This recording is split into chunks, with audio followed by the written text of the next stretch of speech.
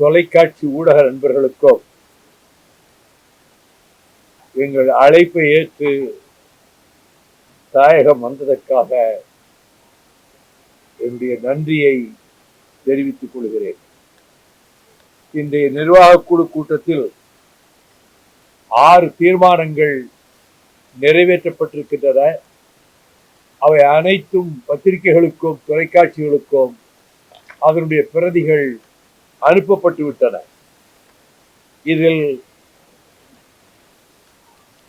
வாக்காளர் பட்டியல் சிறப்பு தீவிர திருத்தப்பணி என்பது மிகப்பெரிய ஜனநாயக மோசடியாகும்.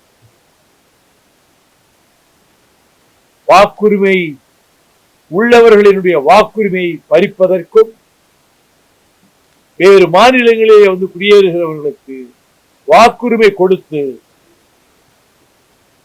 சொந்த மாநிலத்தினுடைய தேர்தல் முடிவை மாற்றி அமைப்பதற்கும் பாரதிய ஜனதா கட்சியின் தலைமையிலான மோடி அரசு திட்டமிட்டு அந்த அரசினுடைய கைப்பாவையாக செயல்படுகிற தேர்தல் ஆணையத்தை பயன்படுத்தி இந்த முயற்சியிலே ஈடுபட்டிருக்கிறது. உச்ச நீதிமன்றத்தில் திராவிட முன்னேற்ற கழகம் வழக்கு தொடுத்திருப்பதைப் போலவே மறுமலர்ச்சி திராவிட முன்னேற்ற கழகமும் உச்ச நீதிமன்றத்தில் வழக்கு தொடுத்திருக்கின்றது. அது என்றைக்கு விசாரணைக்கு எடுத்துக் கொள்ளப்படும் என்பது ஓரிரு நாட்களிலே தெரிந்துவிடும். இதை நாட்டு மக்கள் மத்தியிலே எடுத்துக்கொண்டு போய் அந்த வாக்காளர் பட்டியலை சரிபார்ப்பதற்காக விதித்திருக்கக்கூடிய நிபந்தனைகள் இருக்கின்றனவே, அவை பலவற்றை கிராமப்புறத்து மக்கள், அன்றாடம் வேலைகளுக்கு செல்லுகிற மக்கள் அதன்படி அந்த அவர்கள் நிபந்தனைகளை நிறைவேற்ற முடியாத சூழ்நிலையில் எண்ணற்றவர்களினுடைய வாக்குரிமை பறிபோகக்கூடிய பேர் ஆபத்து இருக்கிறது. அதுவும் கொட்டும் மழை காலமாகிய இந்த காலகட்டத்தில் வயல்களுக்கு சென்று அறுவடை செய்யவும் வேளாண்மை பணிகளிலே ஈடுபடவும் கிராமப்புற மக்கள் தீவிரமாக ஈடுபடுகிற இந்த நாட்களில் அவர்கள் வீடுகளுக்கு சென்று நாங்கள் ஆய்வு செய்ய போகிறோம் என்பது நன்றாக தெரிந்து கொண்டே, இந்த நிலைமையை தெரிந்து கொண்டே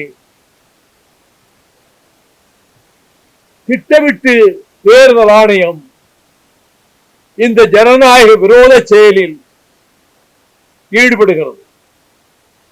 அனைத்து மக்களுக்கும் வாக்குரிமை என்பது நாடு சுதந்திரம் அடைந்ததற்கு பிறகு ஜனநாயகத்திற்கு கிடைத்த வரப்பிரசாதமாகும். இப்பொழுது அந்த வாக்குரிமையிலேயே தலையிட்டு லட்சக்கணக்கான வாக்காளர்களை வாக்குரிமை இல்லாமல் செய்வதும், அதற்கு தகுதியற்ற பலரை லட்சக்கணக்கிலே கொண்டு வந்து வாக்காளர்களாக சேர்ப்பதும், இப்படிப்பட்ட ஒரு ஜனநாயகத்துக்கு விரோதமான சமட்டி அடி நெருக்கடி நிலை காலத்தில் கூட ஏற்படவில்லை. ஆகவே இதனை எதிர்த்து மக்கள் மன்றத்தில் இந்த பிரச்சனையை கொண்டு செல்வதற்காக இங்கே வாக்காளர் பட்டியல் சிறப்பு தீவிர திருத்தம் ஒற்றுமைக்கு எதிரான செயல் என்பதால் இதனை கண்டித்து திராவிட முன்னேற்ற கழகத்தின் தலைமையிலான கூட்டணியின் சார்பில் நவம்பர் 11ஆம் தேதி அனைத்து மாவட்ட தலைநகரங்களிலும் கண்டன ஆர்ப்பாட்டம் நடைபெற இருக்கிறது. மறுமலர்ச்சி திராவிட முன்னேற்ற கழகத்திலே பங்கேற்பதோடு அத்தனை மாவட்டங்களிலும் மறுமலர்ச்சி திமுக சார்பில் யார் கலந்து கொள்வார்கள் என்ற பட்டியலை தயாரித்து விட்டோம். இன்னும் ஒரு அரை மணி நேரத்திற்குள்ளாக அறிவாலயத்துக்கு அனுப்பப்பட்டுவிடும். நான் சென்னையிலே பங்கேற்கிறேன். அதைப்போல இயக்கத்தினுடைய முன்னோடிகளும் மாவட்ட செயலாளர்களும் அந்தந்த மாவட்டங்களிலே நிரம்ப தோழர்களோடு போய் இதிலே பங்கேற்பார்கள். இன்றைய நிர்வாக குழு கூட்டத்தில் எதிர்கொள்ள இருக்கக்கூடிய 2026 சட்டமன்ற தேர்தலுக்கு நிதி ஆதாரம் மிகச் சொற்பமாக இருக்கக்கூடிய மறுமலர்ச்சி திராவிட முன்னேற்ற கழகத்தில் மிகப்பெரிய அளவிலே திருச்சியிலே மாநாடு கூட்டி லட்சக்கணக்கானவர்களுக்கு திரண்டு அது பிரமிக்கத்தக்க மாநாடாக அமைந்தது. அது மாதிரி கொடிகள் எந்த மாநாட்டிலும் கட்டப்படவில்லை. 15,000 கொடிகள் கட்டப்பட்டிருந்தன. மைதானத்திற்குள்ளே இடம் பிடிக்காமல் சாலையிலே 2 கிலோமீட்டர் 3 கிலோமீட்டர் அளவுக்கு வாகனங்கள் நின்றவானே இருந்தன. ஒரே ஒரு மனதுக்கு திருப்தி, ஒரு விபத்து எதுவும் ஏற்படவில்லை. லட்சக்கணக்கில் வந்தும் ஒரு சிறு அசம்பாவிதம் கூட நடைபெறவில்லை. யாரும் உடல்நலமின்றி பாதிக்கப்பட்டார்கள் என்பதும் இல்லை. அதிலே நாங்கள் மன நிறைவு அடைந்தோம். அதற்கு பிறகு இப்பொழுது தேர்தல் நிதி திரட்ட வேண்டிய நிலைமையில் மறுமலர்ச்சி திமுக இருக்கிறது. ஆகவே இன்று ஒவ்வொரு மாவட்ட செயலாளராக அழைத்து அவர்களுக்கு நன்கொடை ரசீது புத்தகங்கள் தயாரிக்கப்பட்டு விட்டன என்ற முறையில் அவர்கள் சிலர் இன்றைக்கே வாங்கி கொண்டு போய்விட்டார்கள். மற்றவர்களுக்கு அனுப்பப்பட்டுவிடும். அவர்கள் ஒவ்வொரு மாவட்டத்திலும் தாங்கள் எவ்வளவு நிதி தர இயலும் என்பதை அவர்கள் தெரிவித்தார்கள். அதை குறித்து வைத்திருக்கிறோம். ஜனவரி மாதத்தில் தைப்பொங்கலுக்கு பிறகு மாநிலமெங்கும் அந்த திரட்டப்பட்ட நிதியை பெற்றுக் கொள்வதற்கு தலைமை நிர்வாகிகள் மண்டல வாரியாக சென்று அந்தந்த மாவட்டங்களிலே திரட்டப்படுகிற நிதியை பெற்றுக்கொண்டு வருவது என்று இன்றைக்கு தீர்மானிக்கப்பட்டிருக்கிறது. மிக முக்கியமாக செய்தியாளர்களுக்கும் தொலைக்காட்சி நண்பர்களுக்கும் நான் தெரிவிக்க விரும்புவது, தமிழகம் மதுவின் பிடியிலும் போதைப் பொருளின் பிடியிலும் இளைய தலைமுறை மாணவர்கள் சிக்கி அதன் விளைவாக எண்ணற்ற குடும்பங்கள் நாசமாகி கொண்டிருக்கின்றன. அண்மையிலே நடைபெற்ற கொடூரமான செயல் கோவையிலே அந்த பெண்ணினுடைய அவரை நேசிக்கிற அந்த இளைஞன் தாக்கப்பட்டு அந்த பெண்ணை தூக்கி கொண்டு போய் மிக கொடூரமான முறையிலே சிதைத்திருக்கிறார். ஆனால் காவல்துறையினர் 24 மணி நேரத்திற்குள் அந்த 3 கயவர்களையும் கைது செய்திருக்கிறார்கள். அவர்கள் தப்ப முயன்ற போது அதை தடுத்த நேரத்தில் துப்பாக்கி சூடு நடந்திருக்கிறது. இந்த போதைப் பொருள் விநியோகம் என்பது கல்லூரிகள் பள்ளிகளுக்கு பக்கத்திலே இருக்கக்கூடிய கடைகளிலேயே கிடைக்கிறது. பெற்றோர்களுக்கு என்ன தெரியும்? அவர்களுக்கு ஒன்றும் தெரியாது. ஆக மாணவர் தலைமுறை இதிலே வெகு கொடுமையாக பாதிக்கப்பட்டிருக்கிறது. நான் இந்த மதுவை எதிர்த்து பிரச்சாரம் செய்துதான் உவரியிலே இருந்து மதுரைக்கும், கோவளத்திலே இருந்து மறைமலை நகருக்கும், பொள்ளாச்சியிலே இருந்து ஈரோட்டுக்கும் ஆயிரக்கணக்கான தோழர்களோடு நடைபயணமாக சென்ற போது அரசியல் பேசாமல், எங்கள் கட்சிக்கு ஆதரவு என்று ஒரு வார்த்தை சொல்லாமல் சென்றபோது ஆயிரக்கணக்கான தாய்மார்கள் வயல்வெளிகளிலே, காடுகளிலே, புஞ்சைகளிலே, தோட்டங்களிலே வேலை பார்த்து கொண்டிருக்கக்கூடிய தாய்மார்கள் உச்சி மண்டையை பிளக்கிற வெயில் வேளையில் மணிக்கணக்காக வந்து அந்த சாலை ஓரத்திலே காத்திருந்து, ஐயா எப்படியாவது இந்த டாஸ்மாக் கடை மதுக்கடைகளை ஒழிச்சிருங்க ஐயா, எங்க பொம்பளை பிள்ளைகளை வீட்டுல விட்டுட்டு நாங்க பத்திரமா இருக்க முடியல, வேலைக்கு வந்தா பிள்ளை பள்ளிக்கூடத்துக்கு காலேஜுக்கு போறதுக்கு நாங்க பயப்படுறோம், எந்த நேரம் என்ன நடக்குமோன்னு தெரியல என்று இதை ஒழிக்கணுங்கிறதுக்காக நீங்க நடந்து வர்றீங்கக்காகத்தான் நாங்க இந்த வெயில வந்து காத்திருந்து வரவேற்கோம்னு சொன்னாங்க. அந்த போராட்டம் நடந்தவருடைய பின்னணியில தான் எங்கள் கிராமத்தில் இருக்கக்கூடிய டாஸ்மாக் கடையை அகற்றணும்னு ஊராட்சி மன்றத்தில் போட்ட தீர்மானத்தின்படி அடைக்க சொன்னோம். அடைக்கல. என் தாயார் தலைமையில 1000 பேர் உண்ணாவிரதம் இருந்தாங்க. நான் அந்த இடத்துக்கு போறேன். எங்க அம்மா ஏற்கனவே அதுக்கு முன்னாடி இந்த உண்ணாவிரதத்துல ரொம்ப உடல் நலம் கெட்டு அப்போலோ ஹாஸ்பிட்டல்ல இனி உண்ணாவிரதம் இருந்தா உயிருக்கு உத்தரவாதம் இல்லைன்னாங்க. தலைவர் பிரபாகரனுடைய அருமை பிள்ளை பாலச்சந்திரன் படுகொலை செய்யப்பட்டதற்கு கண்டனமும் இரங்கலும் தெரிவிக்க என் தாயார் எங்கள் கிராமத்தில் இருக்கக்கூடிய 500 பெண்களையும் அழைத்துக் கொண்டு அங்கே ஒரு உண்ணாவிரதம் இருந்தார்கள். அதன் விளைவாகத்தான் ஒரு உடல்நலம் பாதிக்கப்பட்டது. திரும்ப அந்த டாஸ்மாக் கடை எதிர்த்து உண்ணாவிரதம் இருந்த போது சசிபெருமாள் இறந்த மறுநாள் நான் கிராமத்துக்கு சென்று ஒரு ஆயிரக்கணக்கான இளைஞர்களை திரட்டிக் கொண்டு கடையை மூட சொன்னோம். 500க்கு மேற்பட்ட போலீசாரை கொண்டு வந்து குவித்து கடையை திறந்து வைத்து அது விற்பனை நடக்கட்டும் என்று ஏற்பாடு நடந்தது. நாங்கள் அடைக்கிறாயா இல்லையா என்று நெருங்கி சென்ற போது எங்கள் மீது லத்தி சார்ஜ் செய்தார்கள். அதிலே நாங்கள் பலமாக அடிபட்டோம். என்னை பாதுகாக்க வேண்டிய பல தோழர்களும் அடிபட்டார்கள். எங்கள் மாவட்ட செயலாளர் நிஜாம் கையே ஒடிந்து போனது. ஆனால் டாஸ்மாக் கடை பூட்டை கல்லால் 2ஆக உடைத்து அந்த கடைக்குள்ள இருக்கக்கூடிய அத்தனை விஸ்கி ஒயின் பிராண்டி பாட்டில்களை எடுத்து சாலையிலே போட்டு உடைத்து நெருப்பு வைத்து விட்டார். இந்து பத்திரிகை முதல் அத்தனை பத்திரிகையும் நெருப்பு கொழுந்து விட்டு எரிவதையும் போராட்ட களத்தையும் புகைப்படமாக வெளியிட்டன. 2-3 தொலைக்காட்சிகள், புதிய தலைவர் உள்ளிட்ட தொலைக்காட்சி நிறுவனங்கள் 3 நாள் எங்கள் ஊரில் எங்கள் வீட்டிலேயே வந்து தங்கியிருந்தார். அதற்கு பிறகு ஹைகோர்ட்டுக்கு போற ஹைகோர்ட்ல அவங்க ஊர் தீர்மானப்படி அவங்க அகற்றது சரியான தீர்ப்பு கொடுத்தாங்க. சுப்ரீம் கோர்ட்டுக்கு அரசு போச்சு. அதை இங்கே சீஃப் ஜஸ்டிஸா இருந்தவர் சுப்ரீம் கோர்ட்ல பெஞ்சுக்கு வந்தது. என் பேரையும் ஊர் பேரையும் பார்த்தாரு. பெட்டிஷனை தூக்கி தூர போட்டு டிஸ்மிஸ் பண்ணிட்டாரு. ஆக அதை எங்கள் ஊர்ல இருந்து டாஸ்மாக் கடையை நாங்கள் அகற்றி விட்டோம். அதுக்கு பிறகு பல ஊர்களில் தாய்மார்களை எதிர்த்து போராட்டங்கள் நடத்தத்தான் செஞ்சாங்க. ஆக மது எனும் அரக்கன் தமிழகத்தை பாழ்படுத்துகிறார் என்பதோடு இந்த போதைப் பொருள் drugs, this is the greatest menace not only to the student generation and younger generation, it will destroy the whole social system.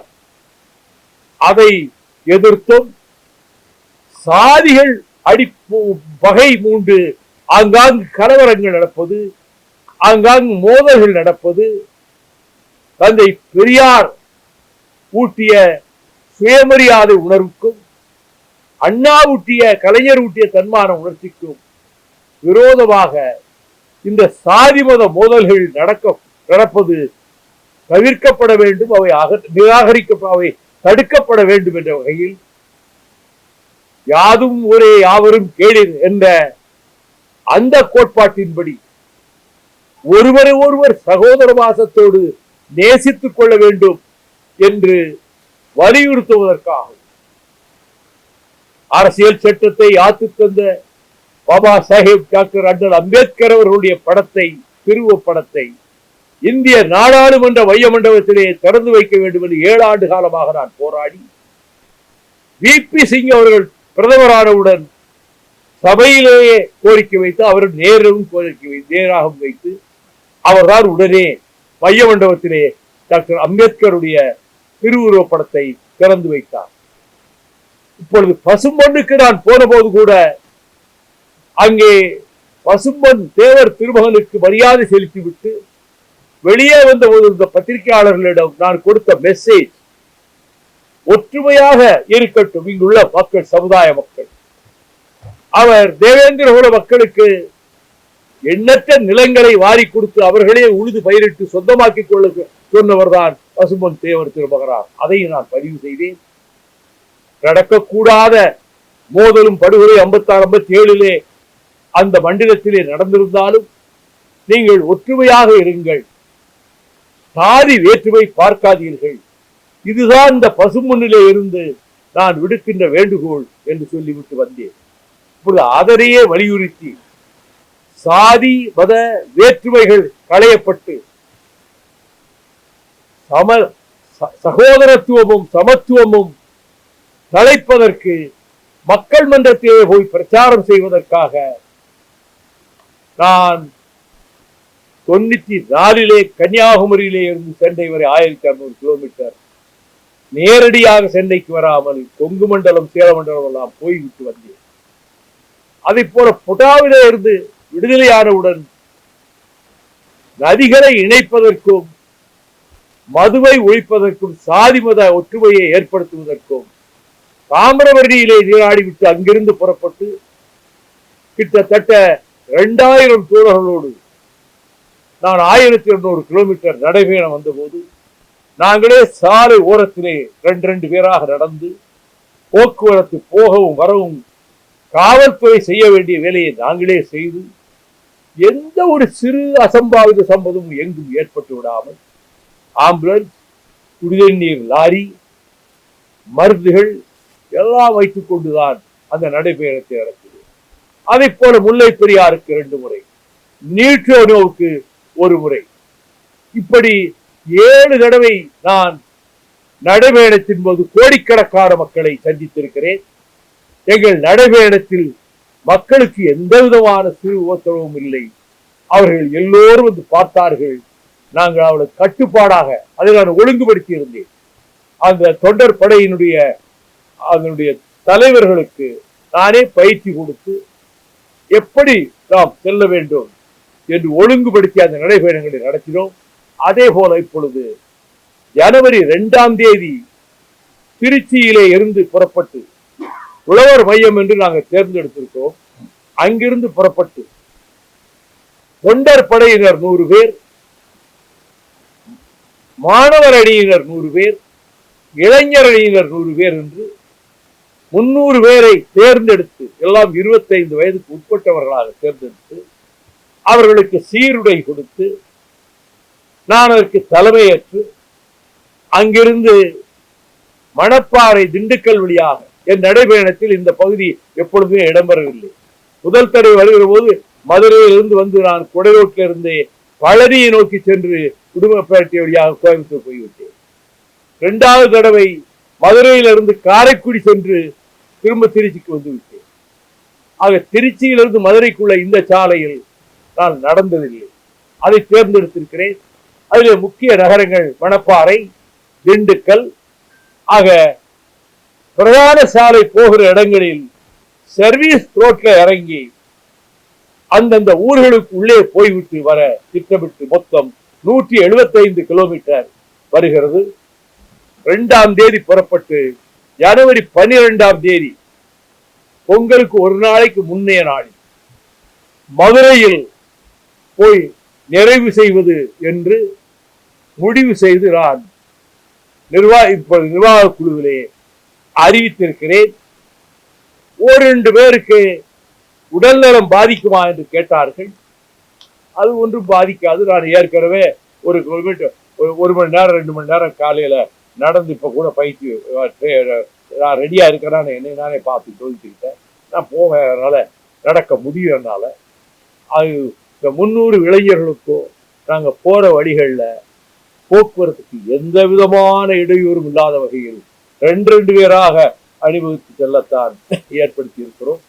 அந்தந்த முக்கிய ஊர்களில் இரவு பொதுக்கூட்டம் உண்டு. அந்த பொதுக்கூட்டங்களிலே எங்கள் பயண நோக்கத்தை குறித்து சொல்லுவதோடு தற்கால அரசியல் நிலைமையை பற்றியும் இதுவரை நான் நடைபயணங்களில் பேசியது கிடையாது. அரசியல் கட்சியை பற்றியே நான் பேசியது கிடையாது. ஆனால் இம்முறை ஆங்காங்கு நடைபெறுகிற கூட்டங்களில் இன்றைய அரசியல் சூழ்நிலையையும் அரசியல் நிலைமையையும் நடைபெறுகிற திராவிட முன்னேற்ற கழக ஆட்சி தொடர வேண்டும் 2026க்கு பிறகும் என்பதை வலியுறுத்தியும் அந்த பொதுக்கூட்டங்களிலே என் பிரச்சாரத்தை வகுத்துக் கொள்வது என்பதையும் முடிவு செய்திருக்கிறோம். இது இதற்குரிய முன்னேற்பாடான வேலைகளில் அவர்களுக்கு தேவையான சீருடை, அவர்கள் அணிய வேண்டிய காலணிகள், ஷூஸ் மற்றதெல்லாம் தயார் பண்றதுக்கு சொல்லியிருக்கோம். தேர்ந்தெடுப்பதற்கு தொண்டர் படையை நானே தேர்ந்தெடுக்கிறேன். 25 வயதுக்கு உட்பட்டவர்களை. ஏற்கனவே எங்க கிட்ட 200-300 பேர் இருக்காங்க. அதுல கொஞ்சம் வயசானவர்களெல்லாம் கழிச்சுட்டு 25 வயசுக்கு உட்பட்டவர்களையும் இன்னும் அதுக்கு தேவைப்படுகிற புதிதாக இருக்கிறவர்களையும் ஜீவனையும் பாஸ்கர சேதுபதி வைத்துக் கொண்டு நானே தேர்வு செய்வது. அப்ப தேர்வு செய்யும் போது அவங்ககிட்ட ஒரு கொஸ்டினர் கொடுப்போம். அவங்களுடைய பழக்க வழக்கங்கள், அவங்க கட்சியில எவ்வளவு நாளா இருக்காங்க எல்லாம் கேட்டு குடும்ப சூழ்நிலையும் தெரிஞ்சுக்கிட்டு அப்படிதான் செலக்ட் பண்ணுவோம். அது செலக்ஷன் நானே பண்ணுவேன். மாணவர் அணிகளை அவங்க செலக்ட் பண்ணுவாங்க 100 பேரை, இளைஞர் அணியில் ஒரு 100 பேரை. 3 பேருக்கு வித்தியாசமான தொண்டர் படைக்கு தொண்டர் படையினுடைய சீருடை, மாணவர் அணிக்கு black pant, blue shirt, blue T shirt, இளைஞர் அணிக்கு black pant, white T shirt. அதை தயாரிக்கிறதுக்கெல்லாம் இப்பயே சொல்லிட்டேன்.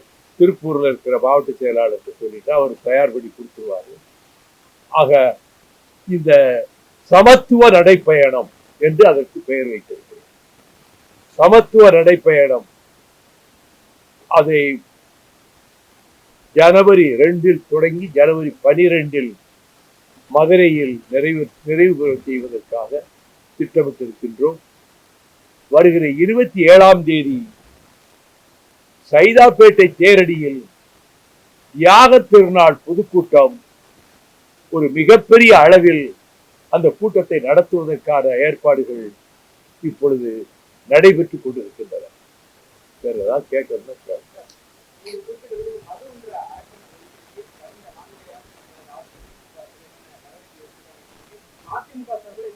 நாங்க மதிமுக சார்பில் 4 நடைபயணம் மதுவை ஒழிப்பதற்காக நடத்துறோம். மக்கள்கிட்ட போய் அவங்கள்ட்ட முதல்ல ஆதரவு திரட்டுறதுக்கு, பெண்கள்கிட்ட ஆதரவு திரட்டுறதுக்கு, அதை போய் சொல்லும் போது அரசியல் பேசாம, கட்சியை பற்றி பேசாம அப்படிதான் நான் நடைபயணம் நடத்துறோம்.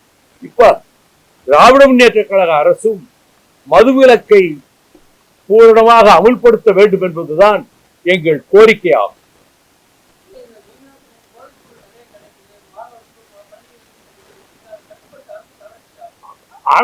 அரசின் கண்களில் மண்ணை தூவிவிட்டு, காவல்துறையின் கண்களில் மண்ணை தூவிவிட்டு, சின்ன சின்ன கடையில கூட அதை வச்சு தீட்டுக்கும் போது போலீஸ் ரெய்டு பண்றாங்க.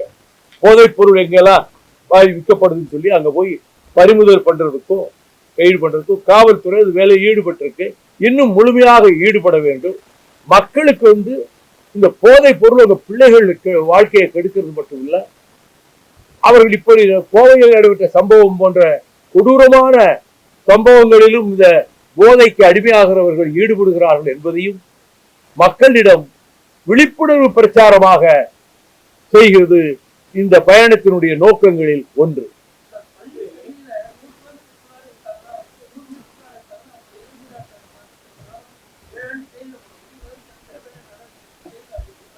ஜெயிலுக்கு யாரும் அனுப்பல.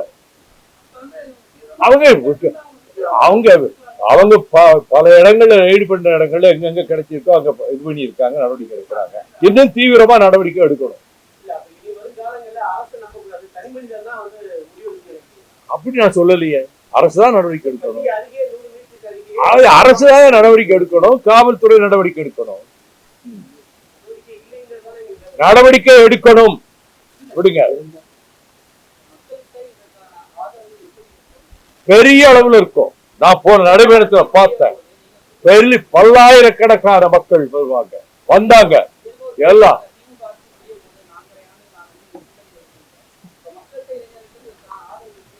தாராளமா மக்களிடம் ஏற்கனவே திமுகவுக்கு செல்வாக்கு இருக்கு, ஆதரவு இருக்கு. இந்த பிரச்சனையில எல்லாருக்கும் கவலை இருக்கிறதுனால ஆர்வத்தோட எல்லா இடங்கள்லயும் வருவாங்க. நான் என்னுடைய அனுபவம் 7 நடைபெற அனுபவத்துல சொல்றேன்.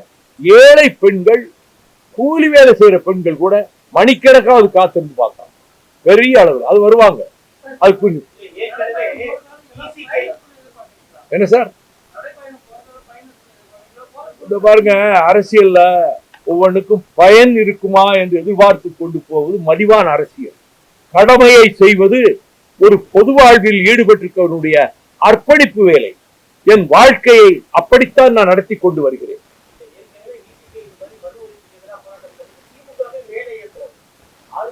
மற்றதெல்லாம் கேட்காதீங்க, எங்களை பத்தி கேளுங்க, அவ்வளவுதான்.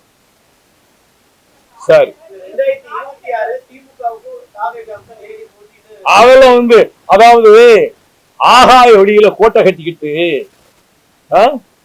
கடற்கரை மணல்ல கோட்டை கட்டிக்கிட்டு, காகித கப்பல்ல கடலை கடந்துருவேன்னு சொல்லி இப்பொழுது புதிதாக கட்சி ஆரம்பித்திருக்கிற கலைத்துறையில் வந்திருக்கிறவர் சொல்றாரு, பொறுப்புணர்ச்சியே இல்லாமல், குற்ற உணர்ச்சியே இல்லாமல் ஒரு பெரிய கூட்டம் வந்திருக்கு, அதை ஒழுங்குபடுத்துறதுக்கு குடிதண்ணீர் ஏற்பாடு பண்ணாம, மருத்துவ வசதிகளும் ஏற்பாடு பண்ணாம, இதெல்லாம் செய்யாமலே தனக்கு ஒரு பெரிய கூட்டம் வந்து காட்டுறதுக்காக வண்டி, அது ஒரு மைல் நீளத்துக்கு ஒரு வண்டியை வச்சுக்கிட்டு அதை ஊருக்குள்ள கொண்டு போய் அதை ஏறி நின்ன உடனே போலீஸுக்கு முழு பாராட்டு, என்னை கொண்டு வந்து சேர்த்ததுக்கு காவல்துறைக்கு முதல் நன்றின்னு சொல்லிட்டு சினிமா டயலாகுகளை தானே அந்த வேன் மேல ஏறி நின்று முதலமைச்சரை பார்த்து சினிமா டயலாகுகளை விட்டுட்டு இருக்காரு.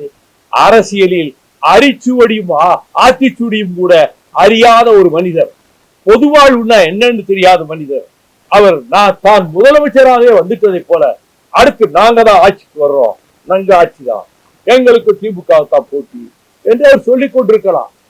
அதெல்லாம் வந்து நடைமுறையிலே ஒருபோதும் வெற்றி பெறாது. அவருடைய முயற்சிகள் வெற்றி பெற போவதும் இல்லை.